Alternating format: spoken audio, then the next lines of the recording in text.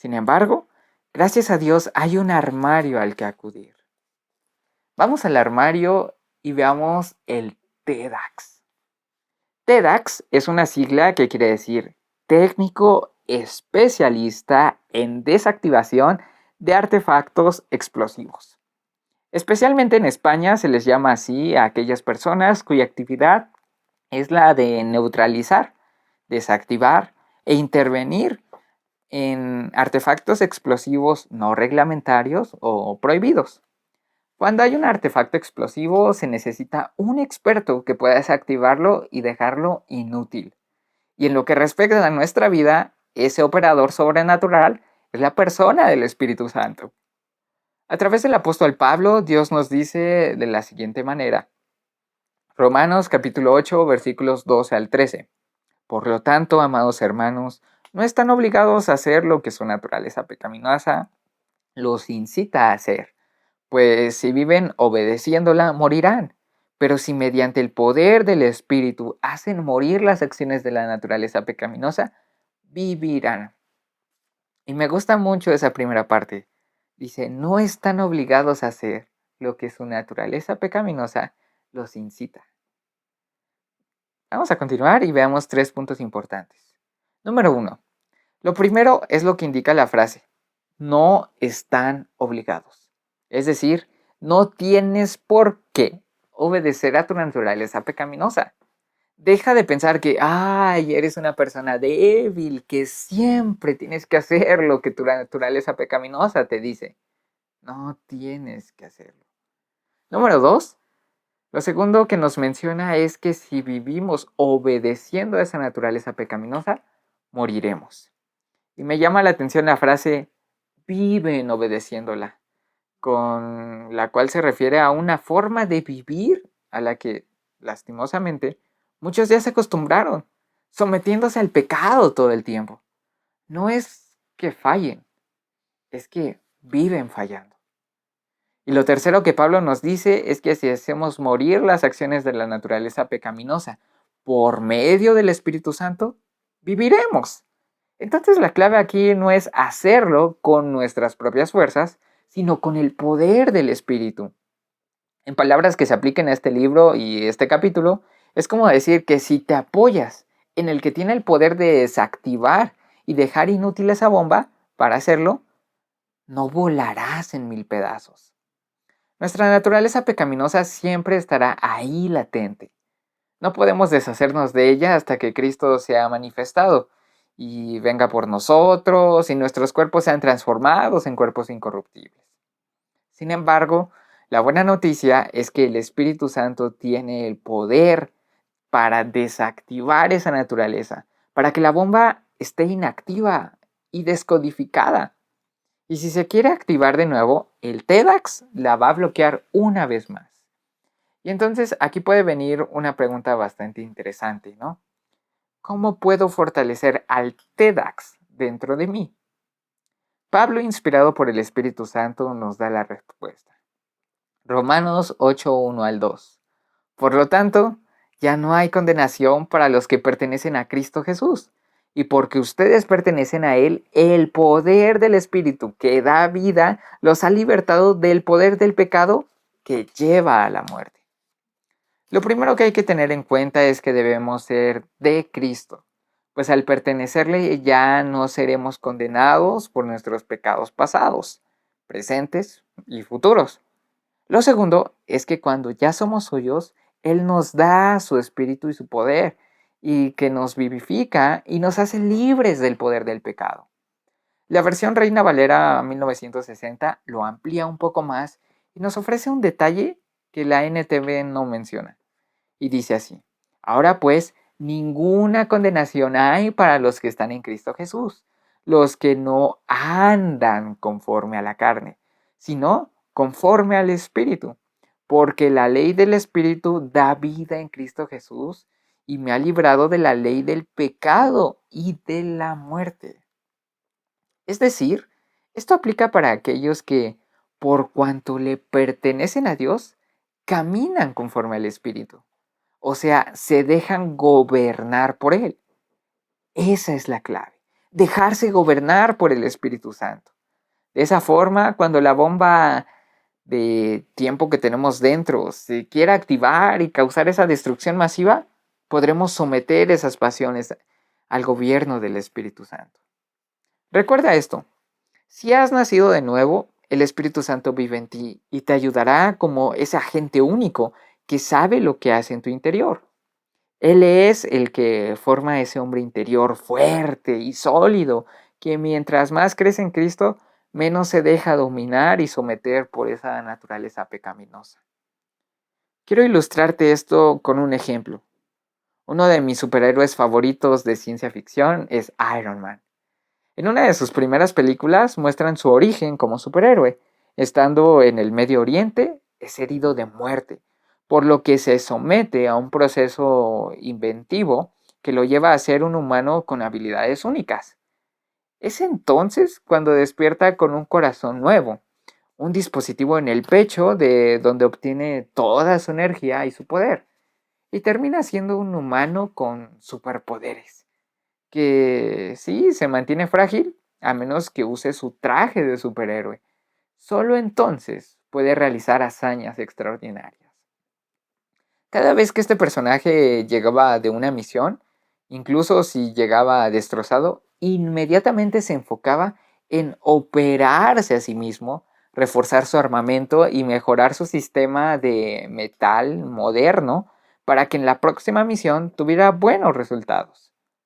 Si él no hubiera tenido ese enfoque centrado en perfeccionar ese sistema y mecanismo, no habría podido ejercer las misiones que logró llegar a cabo. De la misma manera, sucede con cada uno de nosotros. Si nos enfocamos solamente en alimentar nuestra carne y conectamos más y más cables a esa bomba de tiempo que es nuestra naturaleza pecaminosa, en vez de hacer lo contrario, que es reforzar y mejorar nuestra relación con Dios, nunca haremos crecer ese hombre interior. El apóstol Pablo nos los dice de esta manera en 2 Corintios capítulo 4 versículo 16. Por tanto, no desmayemos. Antes, aunque nuestro hombre exterior se va desgastando, el interior no obstante se renueva de día en día. El Espíritu de Dios es el que implanta en nosotros ese hombre interior. Nuestro espíritu vivificado y fortalecido por el Espíritu de Dios en nosotros. Es ese Iron Man que necesita ser cultivado y fortalecido para que el hombre viejo, que por muy viejo que sea no se quiere morir, pueda estar sometido al nuevo sistema de codificación espiritual que nos hace más fuertes y vencedores en Cristo. Entonces yo creo que aquí tenemos una instrucción bastante clara y es desactiva la bomba. Antes de ir a la trinchera te daré algunas herramientas más para debilitar esa bomba de tiempo llamada pasiones inmorales.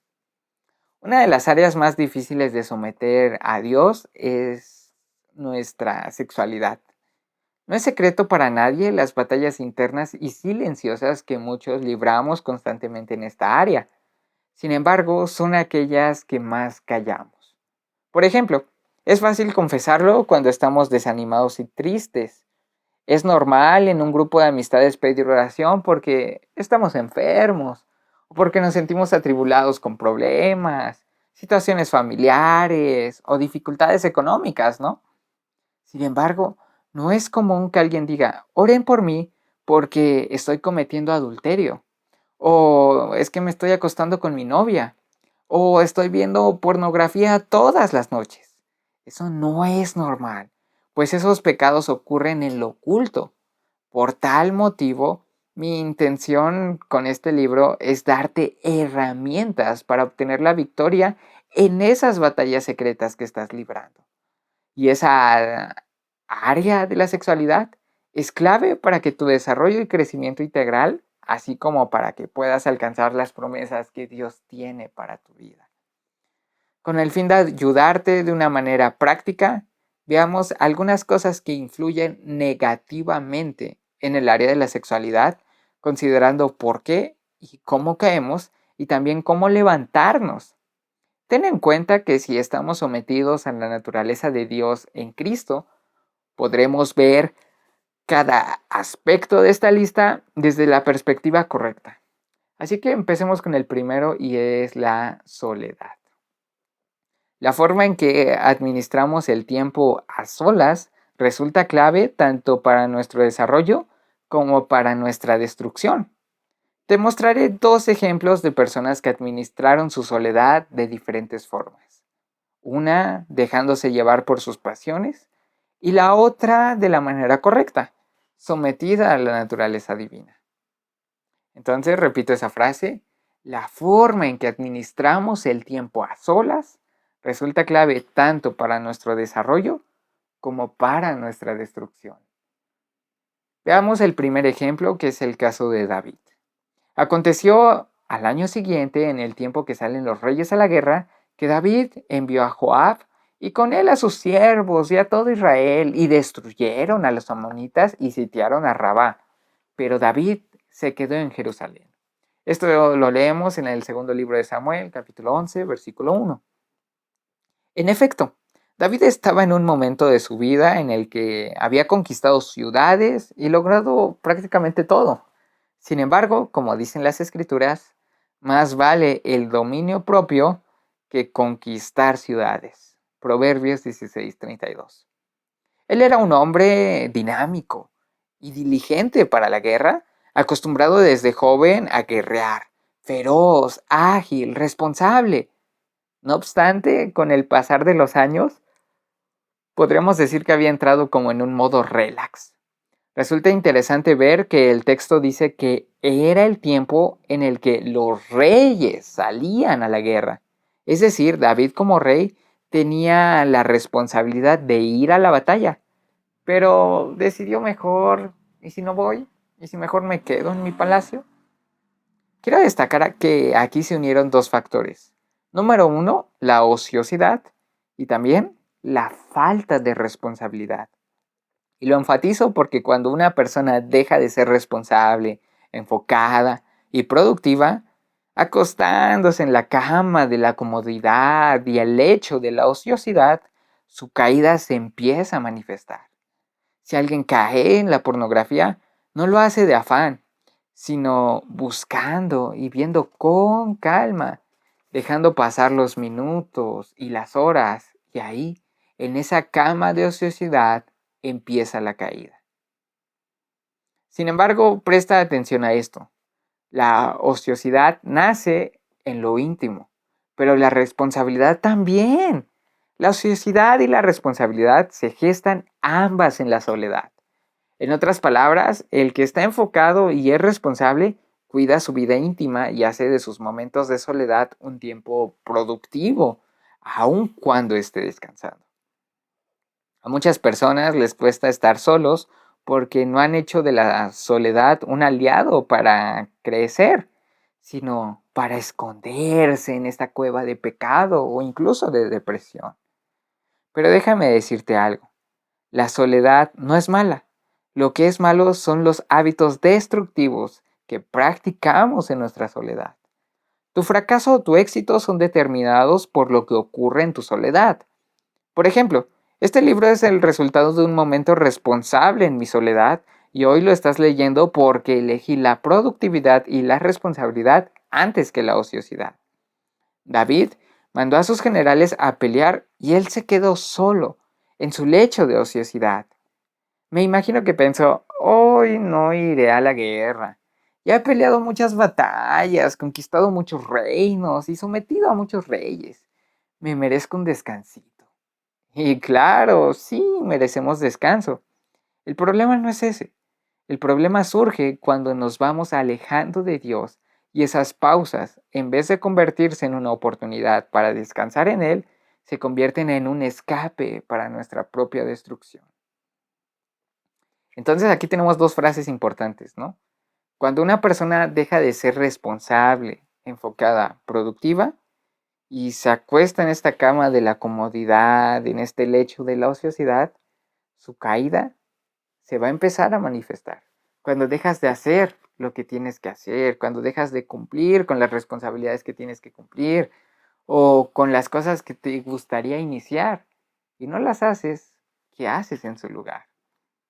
Recordemos que la soledad no es mala, lo que es malo son los hábitos destructivos que se pueden practicar en esa misma soledad. El fracaso o el éxito son determinados por lo que haces en tu tiempo libre, por lo que haces cuando estás solo, por lo que haces en tu día a día. Así que David se empieza a pasear en este palacio real y en su soledad es atraído por una mujer hermosa llamada Betsabe. Ya muchos conocemos la historia y lo que pasó después, pero si no lo sabes, lee todo el capítulo 11 del segundo libro de Samuel. En pocas palabras, David cayó por quedarse en el lecho de la ociosidad y no administrar bien su soledad. Pero veamos otra historia. Jesucristo, que nos muestra un claro ejemplo de lo que es ser productivo en la soledad. Y ahora analicemos el segundo ejemplo. Ya vimos a David, ahora veamos el caso que nos da este testimonio de Jesús. Dice en Marcos 1:12 al 13, y luego el Espíritu le impulsó al desierto, y estuvo allí en el desierto 40 días, y era tentado por Satanás, y estaba con las fieras, y los ángeles le servían. Aquí Jesús acababa de tener una experiencia pública, muchos vieron cómo el cielo se abrió sobre él, el Espíritu Santo descendió en forma de paloma, y se escuchó la voz de aprobación del Padre. Pero seguidamente fue llevado por el Espíritu al desierto para ser tentado por Satanás. Imagínense cómo, a solas. A diferencia de David, Jesús no estaba en un palacio, sino que se encontraba en el desierto. No estaba en una cama de oro, se hallaba rodeado de animales salvajes. Imagínate ese panorama, un ayuno y oración y ver pues, algo terrible, ¿no? Animales salvajes. Por lo menos yo, si tuviera que escoger un sitio para ayunar por varios días, elegiría pues un lugar tranquilo, con una naturaleza espectacular, un paisaje hermoso. Pero nuestro Señor no fue llevado a un sitio así. Fue impulsado al desierto, a un lugar en el que nadie quisiera ayunar. Ahí, en esa incomodidad, después de que pues ya van 40 días sin recibir alimento. Ahí es donde Jesús es tentado por una necesidad obvia, como lo es la comida. Sin embargo, en medio de su soledad, su relación con el Padre y con el Espíritu se fortaleció tanto que pudo vencer a Satanás. Y escucha esto con atención. El enemigo no le importa qué tanto hacemos en público. Él siempre nos estará esperando en lo privado. Tengamos muy presente que somos responsables de la administración de nuestra soledad. Así que te animo a que en tu soledad crees los momentos más lindos y poderosos de tu vida con el Señor, buscándolo, alimentando tu espíritu con la palabra y gestando los sueños de Dios para ti, que van a ser de gran bendición a otros.